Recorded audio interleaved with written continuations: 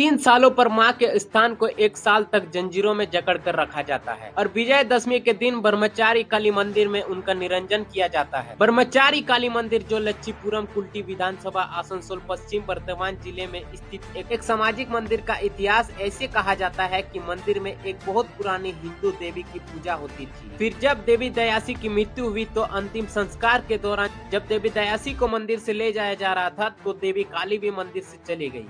फिर गांव वालों ने मंत्र तंत्र के जरिए देवी काली को मंदिर में फिर से स्थापित किया और तब से कहा जाता है कि देवी काली को जंजीरों में जकड़कर रखा गया है और मंत्र तंत्र के जरिए बीमारियों से बचाव किया जाता है। हालांकि कई घटनाओं के बीच इस मंदिर में एक और घटना है जिसका जिक्र नहीं किया गया है। देवी को काली पूजा अमावस्या की रात को स्थापित किया जाता है। 1 साल बाद दुर्गा पूजा के 10वें दिन देवी को बड़ी धूमधाम से निकाला जाता है। এই মন্দিরটা হলো লচিপুর গেট কালী মন্দির স্থান বলে প্রচলিত। সামনে ব্রহ্মচারী বিদ্যালয় আমাদের কালী মন্দিরের সাথে মানে এটা যুক্ত আছে। এই মন্দির বলতে বহু বছর পুরনো। প্রথমে এটা মাটির পুরো মন্দির ছিল। মাটির মন্দিরে একজন যে দিয়াসী ছিলেন তিনি পুজো করতেন। তারপর মানে দর উনি পুজো করতে চলে এসেছেন। আর মন্দির বলতে যে আমাদের একটা যে ইতিহাস যেটা বলা হয় সেই ইতিহাসটা আমাদের মন্দিরের হলো যে মা স্বয়ং এখানে মানে আছেন। মাকে মন্ত্রমুগ্ধ করে চেন দিয়ে শিকল দিয়ে বেঁধে রাখা হয়। মায়ের যে বিগ্রহ যে মূর্তি সে মায়ের মূর্তিকে মানে সারা বছর থাকেন। যেরকম দুর্গা পুজোর বিজয় দশমীতে মা দুর্গার বিজয় দশমীতে বিদায় হয়, মায়ের প্রতিমা নিরঞ্জন হয়, তখনই আমাদের কালী মায়ের মূর্তি যেটা সেটা নিরঞ্জন করা হয়। আর সেই আবার কালী পুজোর সময় যে দীপাবলি যেটা দিন হয় সেই দিন থেকে নিয়ে মা আমাদের সারা বছর থাকেন, 1 বছর পুরো থাকেন। আবার বিজয় দশমীর দিনে আবার বিগ্রহ হয়। 1 বছর মাকে শিকল দিয়ে বাঁধা রাখা হয়? হ্যাঁ, বেঁধে রাখা হয়। এই যে শিকল দিয়ে বেঁধে রাখা হয় তার কারণটা কেন? তার কারণ হচ্ছে যে ইন্দ্র দিয়াসী ছিলেন তিনি যখন মারা যান তখন মা মানে ছেড়ে চলে যাচ্ছিলেন আমাদের যে এখানে গ্রামবাসীদেরকে তাদেরকে ছেড়ে চলে যাচ্ছিলেন।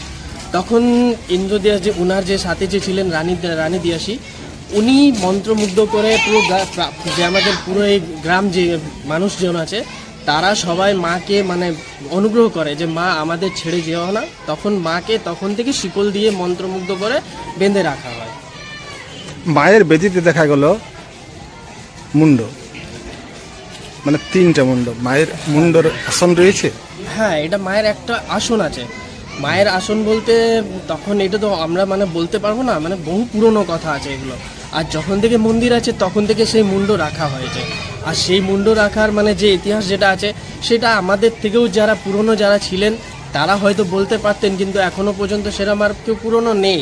যে সিনিয়র যে কমিটি ছিল আমাদের যে সদস্যরা ছিলেন তারা এক এক করে এখন মারা গেছেন। 3য় মুন্ডের মায়ের আসন? হ্যাঁ, মায়ের আসন আছে। আপনার নামটা বলুন। আমার নাম বিশাল চৌধুরী, আমি মন্দিরের একজন সদস্য। আপনি এই মন্দিরের দিয়াসী, কত বছর থেকে আপনি পুজো করে আসছেন?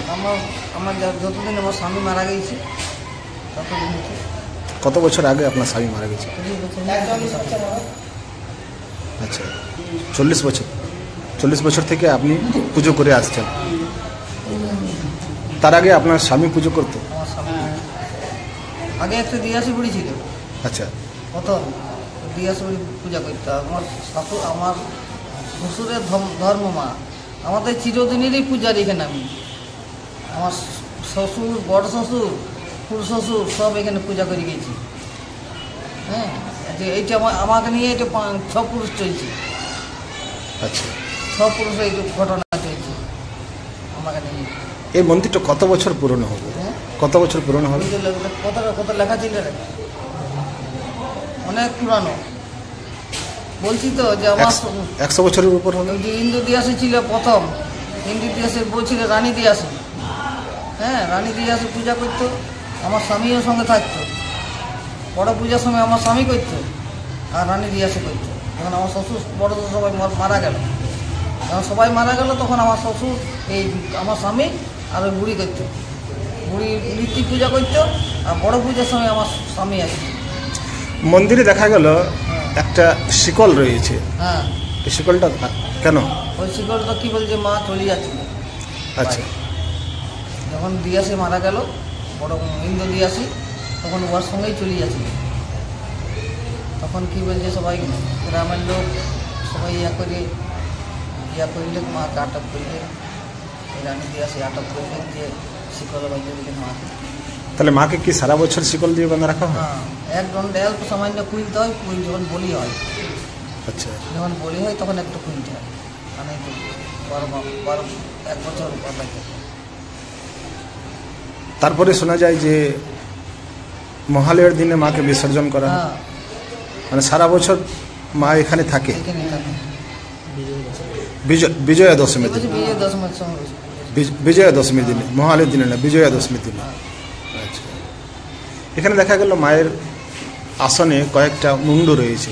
হুম মায়ের আসনে হুম কয়েকটা মুন্ডু রয়েছে, সেটা কিসের? মাথা ওই মানুষের ইয়া, হ্যাঁ, ওইটা এমনি ওইটা মাকে ইয়ে করবার লেগে রেখেছে, যে মায়ের কাছে ওরা বাস করে। ওইটা আসন, মায়ের আসন। হ্যাঁ, আপনার নামটা বলুন। আমার নাম ষষ্ঠী পণ্ডিত। ষষ্ঠী পণ্ডিত। ঠিক আছে।